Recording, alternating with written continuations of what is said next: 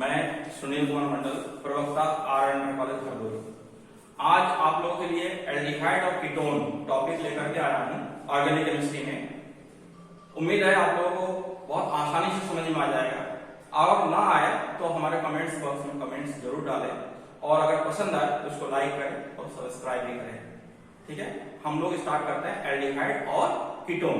ठीक है, एल्डिहाइड क्या होते हैं?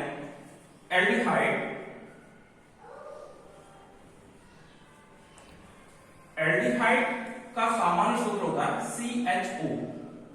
इस तरीके से लिखते हैं, लेकिन अगर इसकी संरचनात्मक सूत्र देखें तो इस तरीके से होता है। एक कार्बोनिल समूह होता है, इस समूह को क्या कहते हैं हम लोग? कार्बोनिल समूह। कार्बोनिल समूह युक्त यौगिक को हम लोग, लेकिन उसमें जब हाइड्रोजन परमाणु भी जुड़ा रहता है तो उसे हम क्या कहते हैं? एल्डिहाइड। और इसी हाइड्रोजन परमाणु के स्थान पर अगर कोई एक और एल्किल समूह, इधर तो एल्किल समूह होगा ही होगा, और उसके साथ में एक और एल्किल समूह जुड़ जाए तो वो बन जाएगा कीटोन। क्या बन जाएगा? कीटोन। दोनों में कार्बोनिल समूह होंगे। कभी कभी बच्चे कंफ्यूज होने लगते हैं। यह है कीटोन का सूत्र, यानी कि कीटोन के दोनों तरफ एल्किल समूह होंगे। क्या होंगे? एल्किल समूह। ये कार्बोनिल समूह, ये भी है कार्बोनिल समूह। ठीक है, जब कार्बोनिल समूह के दोनों ओर एल्किल समूह द्वारा जुड़े रहेंगे तो उसे हम कीटोन कहेंगे, और कार्बोनिल समूह के साथ अगर हाइड्रोजन परमाणु जुड़ा रहेगा तो उसे हम एल्डिहाइड कहेंगे। इसके आयुर्वेद में इसको पढ़ते समय AL अल, कुछ किताबों में AL भी इस तरीके से लिखते हैं, AL भी लिखते हैं, अल होता है। कीटोन को कीटो या ओन, और जब ये कीटोन समूह प्रीफिक्स में बन जाए, प्रीफिक्स समझते हो, सफिक्स और प्रीफिक्स, ठीक है ना, तो उसका नाम परिवर्तन हो जाएगा। कीटोन को फिर ऑक्सो पढ़ेंगे। कीटोन को ऑक्सो कब पढ़ेंगे? जब कीटोन समूह किसी के प्रीफिक्स में आ जाए। प्रीफिक्स होना पूर्व लग्न में जुड़ जाए। पूर्व लग्न कब जुड़ता है मैं उसको भी क्लियर करूं। जब आयुर्वेद पढ़ा रहे थे आप लोगों को 11th क्लास में, तो उसको मैंने समझाया था। प्रीफिक्स का मतलब ये होता है कि पूर्व लग्न, हिंदी में पूर्व लग्न बोलते हैं। प्रीफिक्स जैसे मान लो कीटोन समूह के साथ कीटोन समूह किसी और ज्यादा वरीयता वाले समूह, वरीयता सूची होती है, प्रेफरेंशियल ग्रुप का एक सूची बनती है। उस सूची में जो सबसे ऊपर होते हैं उस समूह के साथ अगर कीटोन समूह जुड़ा रहेंगे तो उस समय कीटोन को हम प्रीफिक्स में लगते हैं। ठीक है, पूर्व लग्न बन जाएगा। जब पूर्व लग्न बन जाएगा तो उसको हम ऑक्सो पढ़ेंगे। तो इस तरीके से इसका नोमेनक्लेचर पढ़ते हैं। लेकिन एल्डिहाइड समूह को भी प्रीफिक्स नहीं बन सकता। क्यों? क्योंकि ये शीर्षस्थ समूह एक टर्मिनल ग्रुप होते हैं, आखिरी में ही होगा, कभी बीच में नहीं हो सकता। इसको मैं एक दो एग्जाम्पल आप लोगों को देना चाहूंगा, समझ जाओगे। सबसे पहला या और सबसे छोटा एल्डिहाइड जो होता है, सबसे छोटा एल्डिहाइड वो फॉर्मेल्डिहाइड होता है। फॉर्मेल्डिहाइड साधारण नाम है फॉर्मेल्डिहाइड।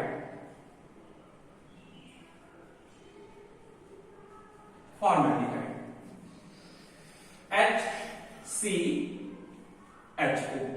इसको हम लोग इस तरीके से भी लिख सकते हैं। इस तरीके से समझना बहुत मुश्किल है। अगर हम इस तरीके से लिखें तो काफी हद तक समझ में आ जाता है कि एल्डिहाइड समूह अलग हो जाता है। तो फॉर्मेल्डिहाइड को हम लोग इस तीनों रूप में लिख सकते हैं। बच्चे बहुत कंफ्यूज होते हैं कि CH2O क्या है। CH2O भी फॉर्मेल्डिहाइड है, लेकिन ये मॉलिक्यूलर ग्रुप है। संरचनात्मक रूप ये है, और इस तरीके से भी एल्डिहाइड समूह को अलग करके भी हम लोग लिख सकते हैं। अब आपको क्लियरली समझ में आ रहा है कि इसमें एक कार्बन है। एक कार्बन को क्या कहते हैं? मेथ। और एल्डिहाइड समूह को हमने क्या बोला? अल, AL अल। अब हम दोनों को जब जोड़ देते हैं, संयुक्त कर देते हैं, मेथेन प्लस अल, तो क्या हो जाएगा इसका नाम? मेथेनल। ठीक है ना, मेथेनल। और कीटोन में अगर हम सबसे छोटा कीटोन भी बनाना चाहे तो कीटोन में सबसे छोटा कीटोन बन जाएगा CH3। इससे छोटा कोई एल्किल ग्रुप नहीं होता है, CH3। अब CH3 CO CH3 बन गया। इसको हम घुमा करके ऐसे भी लिख सकते हैं, इस तरीके से भी लिख सकते हैं, एंगुलर करके, कोणीय बना करके, दोनों चीज एक ही, कहीं कंफ्यूज होने की जरूरत नहीं है। अब 3 कार्बन का है, तो 3 कार्बन को हम लोग प्रोपेन कहते हैं, तो प्रोपेन प्लस ओन क्या हो जाएगा, इसका नाम जब हम लिखेंगे प्रोपेन प्लस ओन, तो क्या नाम हो जाएगा दोनों को संयुक्त करने पर, प्रोपेनो, प्रोपेनो। अब देखिए यहां पर प्रोपेनोन तो सबको समझ में आ गया, लेकिन इसका ट्राइबल नेम क्या है, ट्राइबल नेम इसका है एसीटोन। तो दोनों बातें जब आपको मालूम होगा, एसीटोन ये ट्राइबल नेम है, साधारणतया हम लोग इसी नाम से ही इसको जानते हैं, एसीटोन के नाम से ही इसको जानेंगे। लेकिन जब आयुर्वेद में जाएंगे तो उसको एक नियम पद्धति है, उस नियम पद्धति के अनुसार जब इसको पढ़ेंगे तो उसका नाम हो जाएगा प्रोपेनोन। तो हम लोग एक शुरुआती स्टार्टिंग पॉइंट पे हम लोग आए हैं कि एल्डिहाइड क्या होते हैं, कीटोन क्या होते हैं। अब एल्डिहाइड में भी इससे बड़ा एल्डिहाइड, अगर हम H के जगह पर हम इससे बड़ा एल्डिहाइड समूह ले लेते हैं, जैसे CH3 ले लेते हैं, तो उसका नाम फॉर्मेटेड के जगह पे एसिड एल्डिहाइड हो जाएगा। एसिड एल्डिहाइड को आयुर्वेद में 2 कार्बन हो जाएंगे तो एथेनॉल हो जाएगा, ठीक है ना। तो एथेनॉल यानी कि एसिड एल्डिहाइड, मेथेनॉल यानी फॉर्मेटेड। तो इस तरीके से हम लोग एल्डिहाइड और कीटोन की शुरुआत करते हैं। अब हम आते हैं एल्डिहाइड किस तरीके से परफॉर्म करेगा, किस प्रकार की अभिक्रिया वो देंगे और क्यों देंगे, तो इस बात पे हम लोग आकर के डिस्कस करते हैं एल्डिहाइड किस प्रकार की अभिक्रिया देते हैं। एल्डिहाइड या कीटोन दोनों की बात हम करेंगे कि इसमें जो कार्बनिक समूह होते हैं तो इसका फंक्शन किस प्रकार के होगा, किस प्रकार की इसमें बॉन्डिंग होती है और किस प्रकार की अभिक्रिया वो देंगे, इससे अंदाजा मिल जाता है, ठीक है। तो केमिस्ट्री में एक बात मैं कहना चाहूंगा हमेशा कि आप लोग केवल रटने पे मत जाओ, जब तक आप लोग समझोगे नहीं तो केमिस्ट्री से टिपिकल कोई सब्जेक्ट नहीं, अगर समझ में आ जाए तो केमिस्ट्री से आसान कोई सब्जेक्ट नहीं। तो समझ के जब आप उसको लर्न करोगे, तैयार करोगे तो बहुत आसानी से हो जाएगा। लेकिन आप लाइन टू लाइन जैसे आप लोग इतिहास, भूगोल, अंग्रेजी, हिंदी याद करते हो, इस प्रकार से अगर केमिस्ट्री पढ़ने लगोगे तो कभी भी तैयार नहीं हो पाएगा। क्यों? क्योंकि बहुत कंफ्यूजिंग होता है, ठीक है। तो कंफ्यूजन को दूर करने के लिए सबसे महत्वपूर्ण है आप भले ही कम पढ़ो, 1 पेज पढ़ो या 2 पेज पढ़ो, लेकिन उसको समझ के पढ़ो कि आखिर है क्या। तो कार्बोनिल समूह की संरचना के बारे में पहले चर्चा करते हैं कि एल्डिहाइड कीटोन में कार्बोनिल समूह की क्या फंक्शन होती है। तो कार्बोनिल समूह बहुत सिंपल,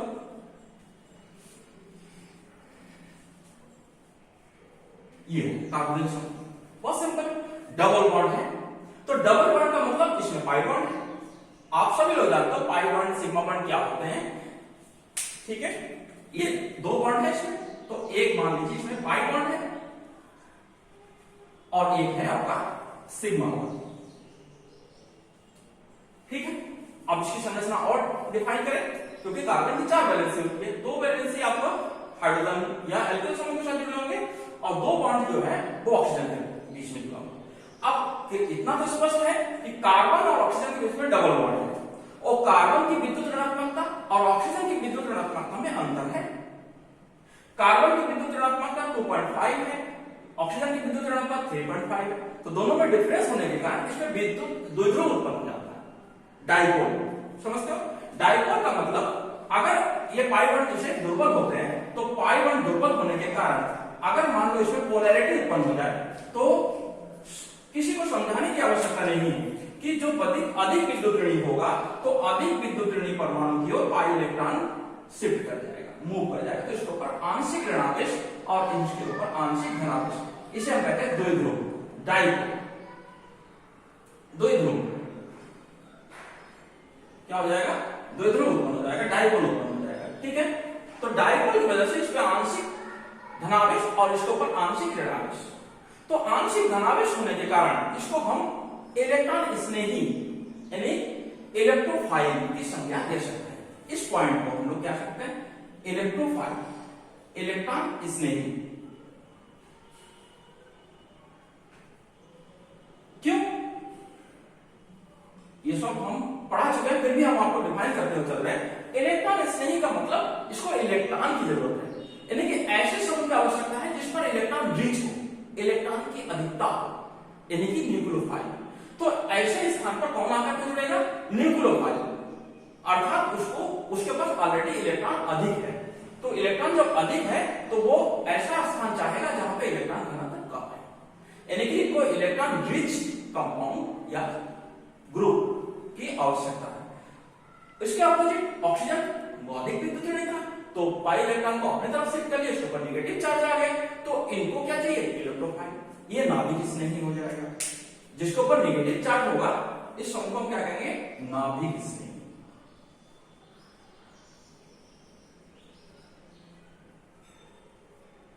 नाभिक स्नेही। तो दोनों हिस्सा इसमें जुड़ा हुआ। तो अगर मान लो हम एक इसमें छोटा सा एग्जाम्पल देना चाहेंगे, हालांकि यहां पर ये जैसे एक हाइड्रोजन साइनाइड हो गई है, निश्चित रूप से इसमें H+ आयन और Cl- आयन।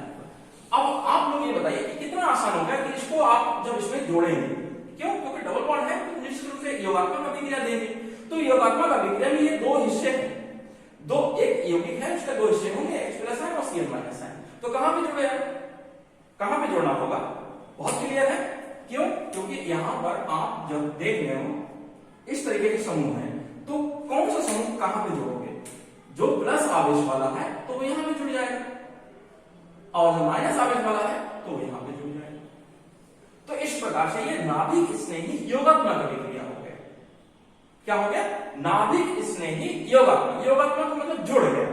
कहां पे कौन जुड़ेगा ये आपको पहले से डिटरमाइन हो गया, पहले से डिसाइड हो गया। क्यों? क्योंकि माइनस आवेश युक्त समूह कहां पे जुड़ेगा? जहां पर इलेक्ट्रॉन घनत्व कम है। तो कहां पे कम था? सी पे, कार्बन पर। और ऑक्सीजन पर इलेक्ट्रॉन घनत्व अधिक था, तो ऐसा समूह जुड़ा जिस पर इलेक्ट्रॉन की कमी। तो इलेक्ट्रॉन की कमी धनात्मक आवेश युक्त समूह के होते हैं, जिसे हम इलेक्ट्रॉन स्नेही समूह भी कह सकते हैं। तो वो यहां पे जुड़ जाएगा। तो इस प्रकार की अभिक्रिया ये परफॉर्म करेंगे, देंगे, ठीक है ना? तो यहां पे डबल बॉन्ड को समझाने की आवश्यकता नहीं है, लेकिन बहुत अच्छी तरीके से पढ़ चुके हो। फिर भी मैं एक बार आपको समझाता हूं कि ये जो डबल बॉन्ड बना है, तो डबल बॉन्ड में एक पाई बॉन्ड और एक सिग्मा बॉन्ड। पाई बॉन्ड कैसे बनता है? जब p orbital side wise overlapping करें। कब? Side wise. इस तरीके से साइड वाइज ओवरलैपिंग करेंगे तो एक पाई बॉन्ड बनेगा, और जब सीधा सीधा ओवरलैपिंग करेंगे तो एक सिग्मा बॉन्ड बनेगा। ठीक है? सिग्मा बॉन्ड आप सब लोग जानते हो बहुत मजबूत होते हैं, जल्दी टूटेंगे नहीं। पाई बॉन्ड दुर्बल होते हैं, जल्दी टूट जाएंगे, जल्दी रिएक्शन कर जाएंगे। तो इस प्रकार से पाई बॉन्ड टूटने से ही ये स्थिति उत्पन्न होगी और इस प्रकार की वो अभिक्रिया देंगे। ठीक है? तो इसके बाद हम आते हैं एल्डिहाइड और कीटोन के निर्माण, preparation of aldehyde and ketones. ठीक है?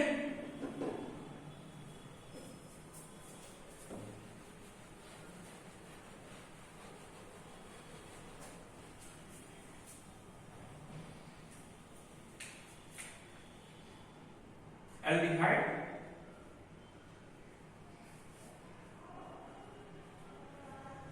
तथा कीटोन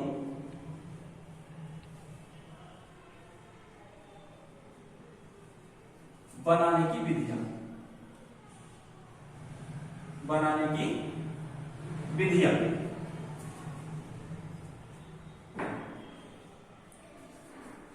एल्डिहाइड तथा कीटोन बनाने की विधि, बहुत सारी विधियां हैं, मैं डिस्कस करना चाहूंगा इसमें कि सबसे पहले तो सबसे आसान विधि है वो किसी अल्कोहलों के ऑक्सीकरण द्वारा,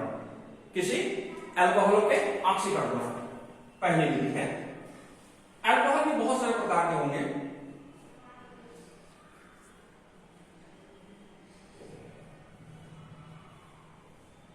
ऑक्सीकरण।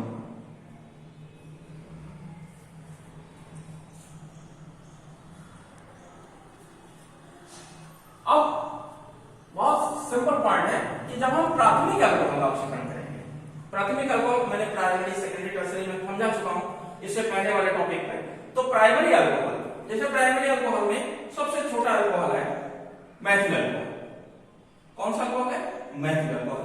जब इसका हम ऑक्सीकरण पदार्थ K2Cr2O7 प्लस H2SO4 ये नवजात ऑक्सीजन उत्पन्न करते हैं।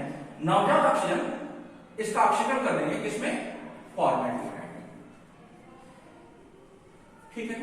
महत्वपूर्ण पॉइंट है आपका कि जब इसमें हाइड्रोजन और इसका ऑक्सीजन जो नवजात ऑक्सीजन है इसको क्या कहते हैं, इसको और हम डिफाइन करके समझाना चाहेंगे कि जैसे सपोज हमारा इस तरीके का समूह, ठीक है, इस तरीके को इसको हम CH2O, ठीक है।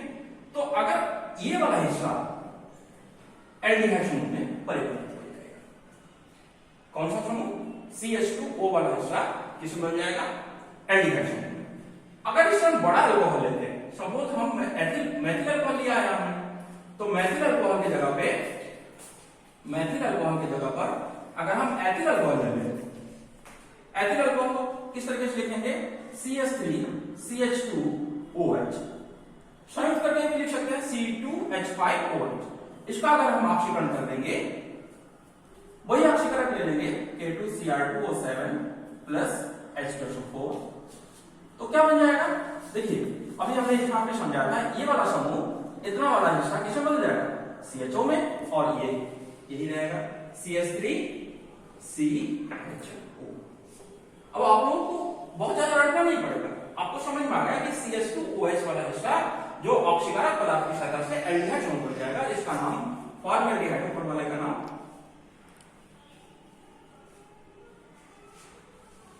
और इसका नाम है एसिड।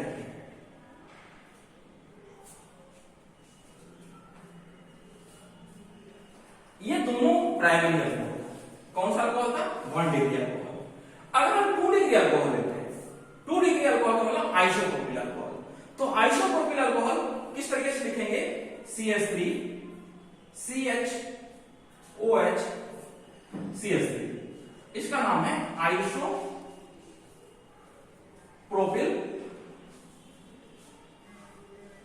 अल्कोहल।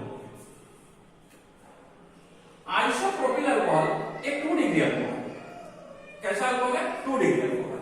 जब इसका भी सेम उसी प्रकार से ऑक्सीकरण करेंगे, K2Cr2O7 प्लस H2SO4, यह नवजात ऑक्सीजन उत्पन्न करता है, और इस समूह को, ध्यान देना, इतने समूह को वो कार्बोनिल समूह में परिवर्तित कर देंगे, तो क्या बन जाएगा, CH3CO CH3, क्या बन जाएगा, एसिड। क्लियर। तो इस तरीके से हम एल्डिहाइड कीटोन, अल्कोहल के द्वारा एल्डिहाइड कीटोन बनाने की विधि समझ में आ गया होगा। एक दो बार आप लोग प्रैक्टिस करोगे, कोई ज्यादा टफ नहीं है, खाली आपको सूत्र संरचना क्लियर करनी है। सूत्र संरचना का क्लियर हो जाएगा तो आप लोग धीरे धीरे करके एक एक स्टेप वाइज आप लोग बढ़ सकते हो और बहुत आसानी से इसको समझ सकते हो। सेकेंड टॉपिक हम लोग आते हैं, अल्कोहल के द्वारा जब ऑक्सीकरण के द्वारा बनाया, तो हम किसी कार्बोक्सिलिक अम्ल के कैल्शियम लवण, कार्बोक्सिलिक अम्ल के कैल्शियम लवण, ठीक है, उसके द्वारा जब हम लोग बनाते हैं एल्डिहाइड ऑफ कीटोन,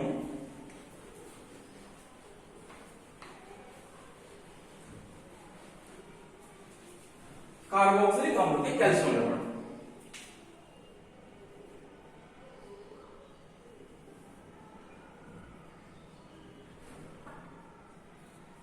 कार्बोक्सिलिक अम्ल के कैल्शियम लवण,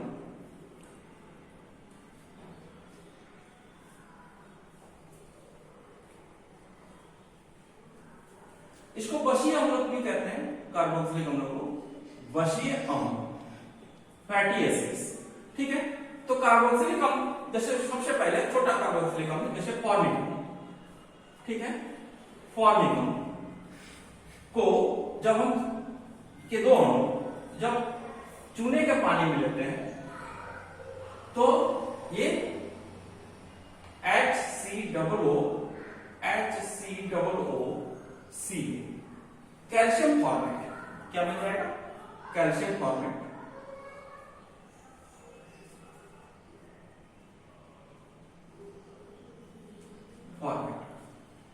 देखो एक बात क्लियर है कि फॉर्मिक अम्ल से बना है तो उसका लवण तो फॉर्मेट कहेंगे, अगर एसिटिक अम्ल से बनता तो एसिटेट बन जाता।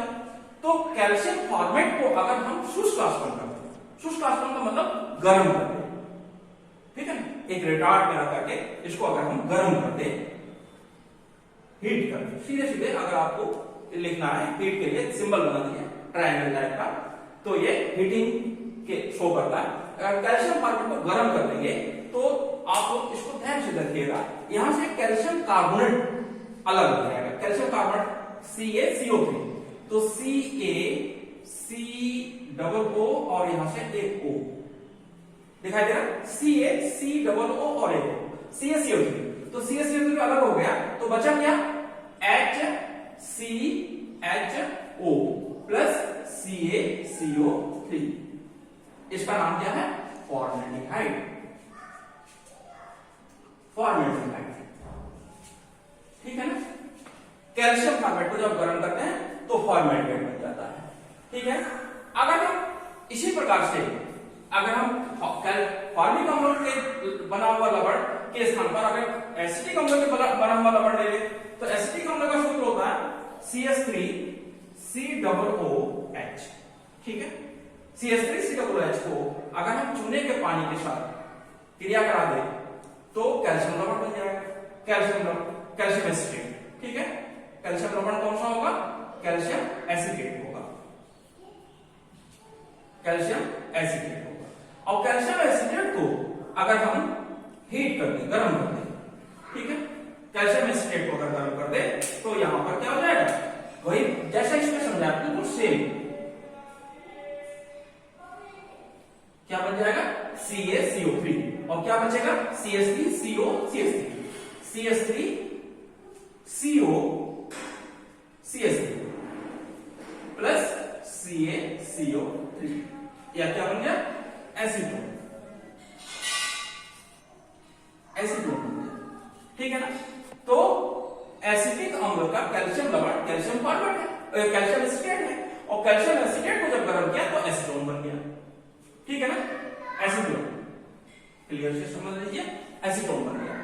अब हम इसके बाद अगर हम कैल्शियम लवण और कैल्शियम लवण इसका एसिटिक अम्ल का और कैल्शियम लवण फॉर्मिक अम्ल का, यानी कैल्शियम फॉर्मेट और कैल्शियम एसिटेट, इस दोनों को मिक्स करके गर्म करते, शुष्क आसवन कराते। कब, कैल्शियम फॉर्मेट और कैल्शियम एसिटेट दोनों को मिक्स करके संयुक्त करके एक साथ गर्म कर दे तो एसिटेट गैस बन जाएगा। ध्यान रखिएगा, इसको याद रखने वाली बात। कैल्शियम फॉर्मेट को गर्म करते हैं तो फॉर्मेल्डिहाइड, कैल्शियम एसिटेट को गर्म करते हैं तो एसीटोन, अगर दोनों को मिक्स करके गर्म करते हैं तो एसिटेट गैस बन जाएगा। देखिए उस रिएक्शन को भी समझ लीजिए कि किस तरीके से वो रिएक्शन लिखा जाएगा।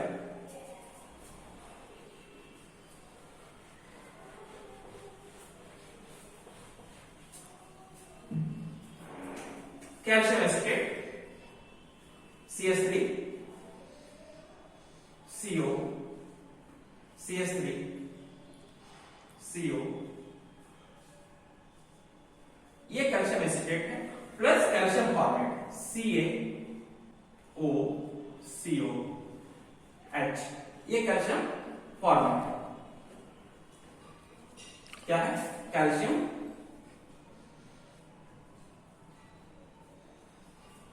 फॉर्मेट, और यह है कैल्शियम एसिड,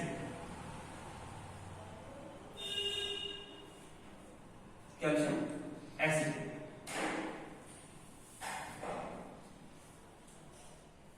कैल्शियम एसिटेट और कैल्शियम फॉर्मेट को दोनों को मिक्स करके अगर शुष्क आसवन कर दें, शुष्क आसवन यानी गर्म कर दें, तो देखिए किस तरीके से इसका एसिटेट बन जाएगा। एसिटेट का सूत्र होता है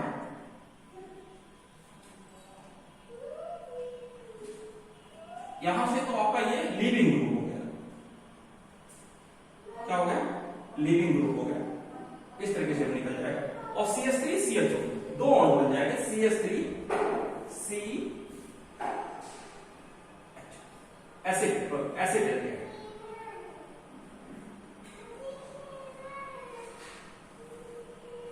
एसिड तो इस तरीके से हम लोग कैल्शियम फॉर्मेट और कैल्शियम एसिटेट के मिश्रण का शुष्क आसवन किया तो एसिटेट गैस बन गया।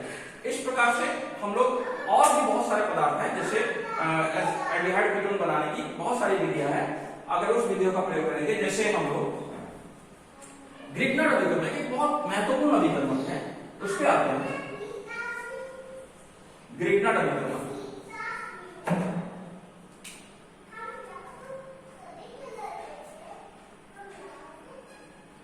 ग्रिग्नार्ड अभिकर्मक के द्वारा भी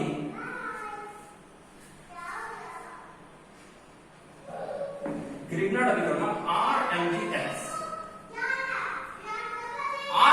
ग्रिग्नार्ड अभिकर्मक के द्वारा भी हम लोग एल्डिहाइड को बना सकते हैं।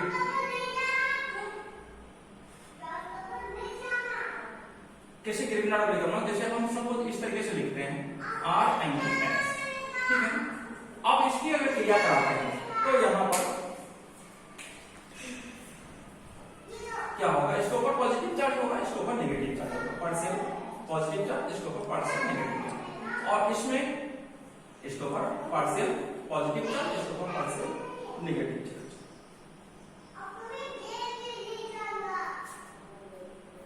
पार्शियल नेगेटिव पार्शियल पॉजिटिव, ठीक। क्योंकि ये धातु है तो धातु हमेशा इलेक्ट्रॉन को बैक करता है, इसलिए इसके ऊपर धनात्मक आवेश शो करेगा, और ये एल्किल समूह है तो इसके ऊपर ऋणात्मक आवेश शो करेगा। तब अब आपको जोड़ने में आसानी होगी, आपको समझ में आ गया होगा कहां पे कौन सा समूह जुड़ गया। यहाँ पे हाइड्रोजन कार्बन एक पाई बॉन्ड इसमें टूट जाएगा, तो पाई बॉन्ड के टूटने के बाद यहाँ पे R समूह जुड़ गया, और डबल बॉन्ड NMGX। जब इसका जल अपघटन कराएंगे, जल अपघटन कराएंगे तो यहां से टूट जाएगा। जल अपघटन में O और H2, इसको अगर आप लिखेंगे तो HCr double bond O plus Mg के साथ में ये NH2 बन गया, तो NH2 और यहाँ पे S। तो इस प्रकार से हम लोग क्या बना लेंगे, एल्डिहाइड बना लेंगे। जब हम हाइड्रोजन साइनाइड की बात करते हैं तो हाइड्रोजन साइनाइड, अगर हम ये प्रतीकात्मक एग्जाम्पल दिया, अगर हम यहाँ पे हाइड्रोजन साइनाइड की क्रिया किसी ऐसे क्रिया दे दे जैसे HCN प्लस CH3Mg दिया, Maithil magnesium bromide, Maithil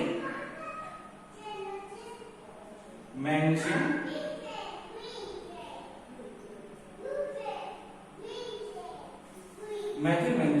bromide. तो मैथिल मैग्नीशियम ब्रोमाइड की क्रिया अगर हम हाइड्रोजन साइनाइड के साथ कराते हैं तो किस प्रकार से रिएक्शन होगा, देखिए अभी हमने इससे पहले समझाया था। इसके ऊपर पार्शियल पॉजिटिव चार्ज होगा, इसके ऊपर पार्शियल नेगेटिव चार्ज होगा, और इसके ऊपर पार्शियल पॉजिटिव होगा, इसके ऊपर पार्शियल नेगेटिव होगा। तो नेगेटिव वाला हिस्सा इसके ऊपर जुड़ जाएगा और पॉजिटिव वाला हिस्सा इस नाइट्रोजन के परमाणु पर जुड़ जाएगा। तो इसकी संरचना किस प्रकार की होगी, HCCH3 डबल बॉन्ड NMG, ठीक है ना। जब इसका जल अपघटन कराएंगे, जल अपघटन कराएंगे तो देखिए जल अणु किस प्रकार से इसको तोड़ेगा, OH2, ठीक है। तो OH2 जब जुड़ेगा तो यहाँ पे HC डबल बॉन्ड O और यहाँ पे CH3, और जो साथ में निकल जाएगा तो इस प्रकार से Mg की दो वैलेंसी होती है, NH2 समूह और एक हाइड्रोजन समूह। तो ये आपका बन गया एसिड एल्डिहाइड। क्या बन गया, एसिड एल्डिहाइड। और इस प्रकार से हाइड्रोजन साइनाइड के स्थान पर अगर हम इससे बड़ा एल्किल समूह को ले ले, यानी कि मैथिल साइनाइड, ठीक है, क्या ले ले, मैथिल साइनाइड अगर ले लेंगे तो मैथिल साइनाइड सेम इसी प्रकार से आप लोग रिएक्शन भी दिखा सकते हो। देखिए इसी रिएक्शन में ज्यादा परिवर्तन नहीं करेंगे, आप लोग प्रतीकात्मक रूप में पहले समझ लीजिए। जैसे मान लो अगर हम यहाँ पे CH3 कर लेते हैं, ठीक है, समझ में आ रहा है, CH3 कर लेते हैं, और यहाँ पे भी CH3 हो जाएगा और यहाँ पे भी CH3 हो जाएगा, तो क्या यौगिक बन गया भाई, ये भी CH3 है और एक एल्किल समूह है, तो निश्चित रूप से कीटोन बन गया। क्यों, क्योंकि कार्बोनिल समूह के साथ में दो एल्किल समूह हो गए ना। हमने इससे पहले भी डिस्कस किया था कि जब कार्बोनिल समूह के साथ दो एल्किल समूह जुड़ेंगे तो उसको कीटोन कहेंगे। तो अब इसी में आप एग्जाम्पल दे करके दिखाते हैं।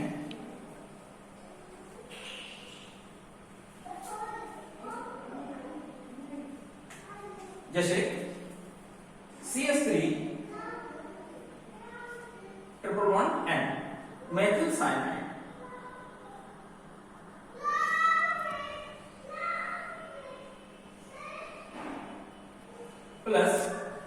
ग्रिग्नार्ड अभिकर्मक CH3MgBr, CH3MgBr। तो निश्चित रूप से इस पे जब इलेक्ट्रॉनों का डिस्प्लेसमेंट होगा जिसके ऊपर पॉजिटिव चार्ज, जिसके ऊपर नेगेटिव चार्ज, और इसमें जो टूटेंगे जिसके ऊपर नेगेटिव और इसके ऊपर पॉजिटिव। ठीक है, ये चीज तो आप जब भी ग्रिग्नार्ड अभिकर्मक पढ़ोगे तो इस तरीके से पढ़ना पड़ेगा। तो यहां पर CH3 डबल बॉन्ड रह जाएगा और यहां पे NMgBr। ठीक है, जब इसका जल अपघटन कराएंगे, जल अपघटन कराएंगे तो जल का अणु इस हिस्से पे जुड़ेगा OH2 ग्रुप में। तो क्या बन जाएगा CH3 CO CH3 एसीटोन बन गया प्लस MgNH2X, या Br है तो Br रहेगा। क्या ले लिया, हैलोजन में से कोई भी परमाणु ले लेंगे, ब्रोमीन है, आयोडीन है, क्लोरीन है ना। तो इस प्रकार के योग से हम क्या बना लेंगे, एसिड।